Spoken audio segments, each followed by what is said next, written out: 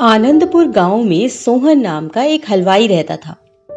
वह बहुत ही बढ़िया और स्वादिष्ट मिठाई बनाने के लिए जाना जाता था। इसकी वजह से उसकी दुकान पूरे गांव में बहुत मशहूर थी। पूरा गांव उसी की दुकान से मिठाई खरीदता था। वह और उसकी पत्नी मिलकर शुद्ध देसी घी की मिठाइयां बनाते थे। इससे मिठाइयां काफी अच्छी और स्वादिष्ट बनती थी। हर रोज शाम होते होते उसकी सारी मिठाइयां बिक जाती थीं और वह एक अच्छा खासा मुनाफा कमा लेता था। मिठाइयों से जैसे ही आमदनी बढ़ने लगी, सोहन के मन में और पैसा कमाने का लालच आने लग गया। अपने इसी लालच के चलते उसे एक तरकीब सूझी। वह शहर गया और वहां से एक दो चुंबक के टुकड़े ले आया। उन टुकड़ों को उसने अपने तराजू के नीचे लगा दिया। इसके बाद एक नया ग्राहक आया जिसने सोहन के पास से 1 किलो जलेबी खरीदी। इस बार तराजू में चुंबक लगाने की वजह से सोहन को अधिक मुनाफा हुआ। उसने अपनी इस तरकीब के बारे में अपनी पत्नी को भी बताया, लेकिन उसकी पत्नी को सोहन की यह चालाकी बिल्कुल अच्छी नहीं लगी। उसने सोहन को बहुत समझाया कि उसे अपने ग्राहकों के साथ इस तरह की धोखाधड़ी नहीं करनी चाहिए, लेकिन सोहन ने अपनी पत्नी की एक ना सुनी और वो हर रोज तराजू के नीचे चुंबक लगाकर अपने ग्राहकों को कम सामान देने लगा और धोखा देकर अधिक मुनाफा कमाने लगा। इससे सोहन को बहुत खुशी हुई। एक दिन सोहन की दुकान पर रवि नाम का एक नया लड़का आया। उसने सोहन से 2 किलो जलेबी खरीदी।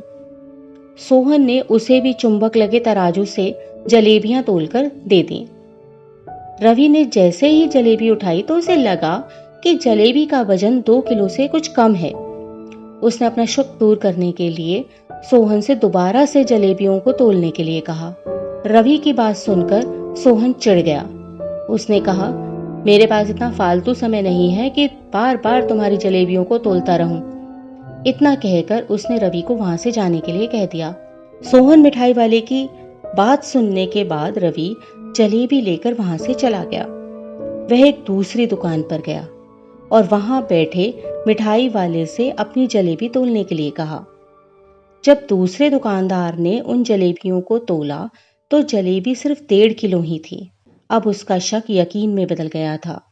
उसे पता चल गया था कि सोहन मिठाई वाले के तराजू में कुछ गड़बड़ है। अब उसने तराजू की गड़बड़ को सबके सामने लाने का निश्चय कर लिया था और उसके लिए वो खुद एक तराजू खरीद लाया और उसे ले जाकर सोहन मिठाई वाले की दुकान के पास ही रख दिया। फिर रवि अपने सभी गांव के लोगों को वहां पर इकट्ठा करने में लग गया।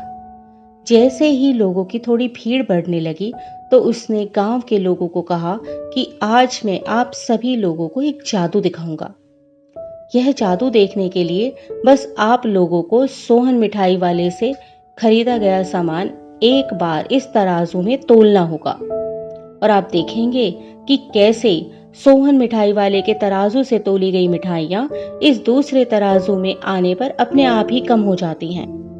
कुछ देर बाद 1-2 लोग मिठाई लेकर रवि के पास पहुंचे तो उसने ऐसा करके भी दिखा दिया। इसके बाद सोहन की दुकान से जिसने भी मिठाई खरीदी थी सभी ने राजू को तराजू में तोलकर देखा तो सबकी मिठाइयां 250 ग्राम से लेकर आधा किलो तक कम निकली। यह सब देखकर लोगों को काफी हैरानी हुई। अपनी दुकान के पास ही यह सब होता देखकर सोहन मिठाई वाला रवि से झगड़ा करने लगा। उसने लोगों को बताया कि रवि यह सब नाटक कर रहा है अपनी बात को सही साबित करने के लिए। रवि सीधे सोहन मिठाई वाले का तराजू लेकर आया और तराजू में लगे हुए चुंबक को निकालकर सबको दिखाने लगा। यह देखकर गांव वालों का गुस्सा 7वें आसमान पर चढ़ गया। सब ने मिलकर उस लालची मिठाई वाले को खूब मारा। अब उस लालची मिठाई वाले को अपने लालच और उसके कारण की गई गलत हरकतों पर पछतावा हो रहा था। उसने अपने गांव के सभी लोगों से माफी मांगी और यह वादा भी किया कि भविष्य में कभी कोई ऐसी जालसाजी नहीं करेगा। सोहन की इस धोखाधड़ी से पूरा गांव नाराज था, इसलिए लोगों ने उसकी दुकान में जाना कम कर दिया था। उधर सोहन के पास पछताने के अलावा और कुछ नहीं बचा था, क्योंकि वह पहले ही पूरे गांव का भरोसा खो चुका था। तो हमें इस कहानी से यही सीखने को मिलता है कि हमें कभी भी लालच नहीं करना चाहिए। हमेशा ईमानदारी के साथ काम करने से ही इंसान का नाम होता है। लालच के चलते भले ही कुछ समय के लिए हमें ज्यादा फायदा हो जाए, लेकिन उससे इज्जत और आत्मसम्मान दोनों ही कम हो जाते हैं।